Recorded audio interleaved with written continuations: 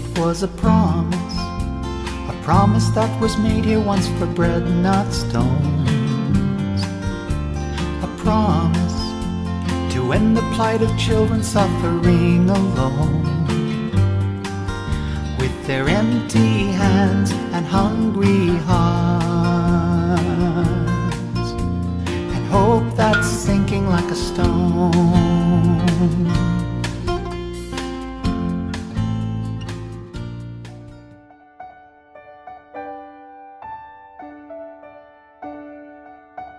Our church is committed to seeking a just and lasting peace in the devastating conflict between Israel and Palestine.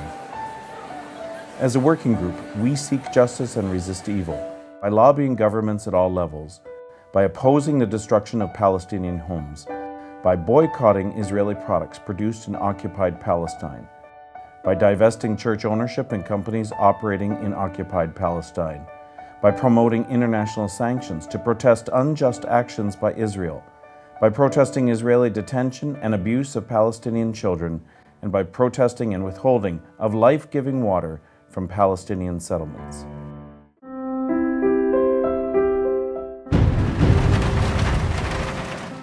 In a world racked by climate change, we give clear voice to the need for climate justice. Sadly, those who suffer most from climate change are those least responsible for causing it. Earth Overshoot Day marks when humanity's demands exceeds what the Earth can renew. Every year, it is earlier and earlier. Supported by science and economics, the message is clear. Keep fossil fuels in the ground. Build a 100% renewable energy economy. Advocate justice for frontline communities. As a biblical people charged with the care of creation, we are called to bold, courageous, and decisive action. Our hands have held the oceans tight. Working primarily with 2 First Nations communities, we produced a powerful documentary film called We Are Still Here, in which 3 elderly residential school survivors tell their stories. It also said that all Indian children must go to school or their parents could be jailed. I learned that you had to have survivor skills just to live every day.